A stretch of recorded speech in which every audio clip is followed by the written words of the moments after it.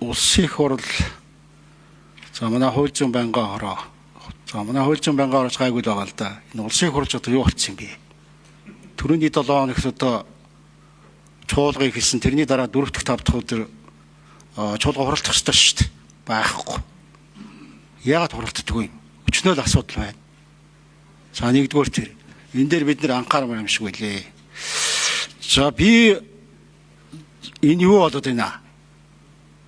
За алтан гэрэлмийн маань ямар болох ч бай дээр. Одоо хуулийг бол сайн мэддэг ийм хуульч. Урдаа барьдаг хэд хуульч нарыг нэг л дээ. Гэтэл ямар бүдүүлэг алдаа хийж байна.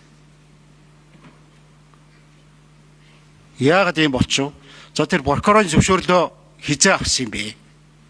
Тэр албан ажлынхаа шугамар мэдсэн энэ юм ингээ яагаад зарлаад байна? Одоо миний ойлгож байгаагаар тэр хүний эрхийн хороо илүү тэрнийх нь юм маань одоо бас дүгнэлт энэ төр гарсан л гэж байна. Би олж хараагүй л байна л да. Тэр болохгүй л гэж гарсан юм шиг байна. За хэнийг ч одоо гин буруугийн шүүхээр нотлоогүй байхад ийм нэг юм үүсчлээ. Юу үүссэн гэхээр нөгөө л ард түмэл буруутай те арих уудаг байсан, гэртээ хүн цоглуулдаг байсан. Эсвэл одоо тэгдэг ингэдэг байсан гэд. Тийм учраас буруутай гэд ингээд тийм юм явж байгаа явуулах юм. Яагаад ингэж юм бэ? Энэ чи хууль муулинд нийцэхгүй шүү дээ.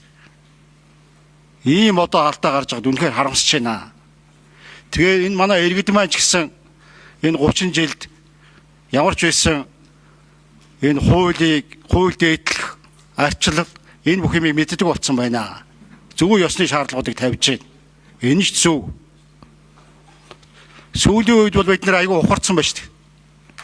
Хүний эрхийн талаар хэвлэн нийтлэх үндсэн хуулийн зүйл заалт хэрэгжих. Энэ бүх юм байхгүй ухарсан. Энэ дээр та юу гэж бодож байна вэ? Гэх мэтлэнгийн ийм асуултууд байна. Одоо цаашдаа одоо яах юм тэгээд?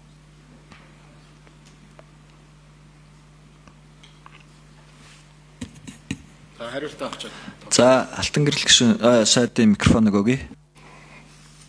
За тэгээд би тайлбарлая. Тэгээд нэг юм биеийн өмөрч юм шиг болчих гээд юм.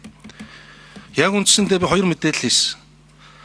Энэ Норог цэгийн нэгдээс ажиллаж байгаа залуучууд донд 9.3 тэрбум төгрөг дансаар эргэлзсэн юм мэдээлэл байна гэж хэлсэн.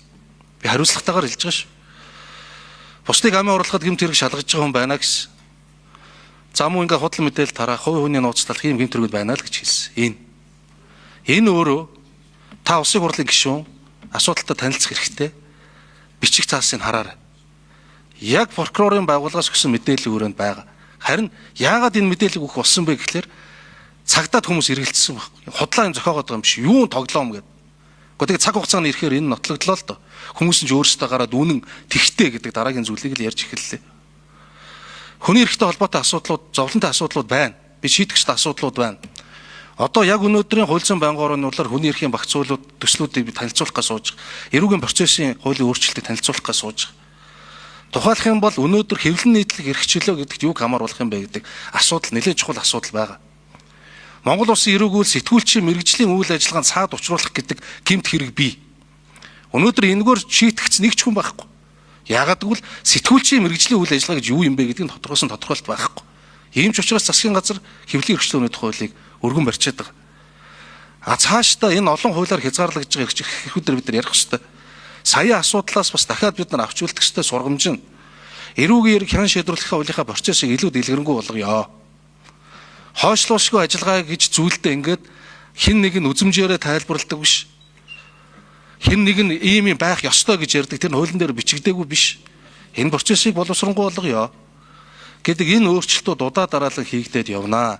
Их хурлаар энэ намрын чуулганаар бид нар жагсаал цуглааны журмын тухай, хэвлэлийн эрх чөлөөний тухай, эрүүгийн эрх хян шийдвэрлэх тухай хуульд хүний эрхийн чиглэлээр арга хэмжээний тухай, хүний эрхийн бусд багц хуулиуд гэсэн ийм хуулиуд өргөн барьсан манай хууль зүйн байнгын ороогоор ороод хэлцэгдээд явна гэдэг хариултыг хэлье. За нэг асуудал байгаа тэр ард түмэн буруутай гэж яг энэ хандлагаас болоод та бүхэн санаж байвал намайг ажил авсны дараахан нэг асуудал гараад нэг хүүхдтэй холбоотой асуудал гараад би цагдаагийн байгууллагад хатуу үүрэг өгсөө. Хохирогчтой холбоотой хувийн мэдээллийг дахиж ерөөсөө ярихгүй задлахгүй гэж. Дараа нь сая бас нэг золгүй явдалтай холбоотой асуудал гарсан. Энэ мэдээллийг хэн олсон маань заавал шалгах ёстой гэдээ өнөөдөр хоёр иргэнд бас эрэг үүсгээд хохирогчдын хувийн мэдээллийг зарласан гэдэг асуудлыг шалгаад явж байгаа. Тэгэхээр хүнийг ямар хэрэгт сэжиглэн шалгаж байгаа тухай ярих нь өөрөө буруутгал биш ээ. Энэ бол аль ч тохиолдолд бол мэдэгдэнэ.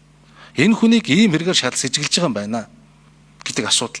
Тэр дотроос ямар үйл баримтыг олон нийт хэлж болох юм бэ гэдэг нь эрүүгийн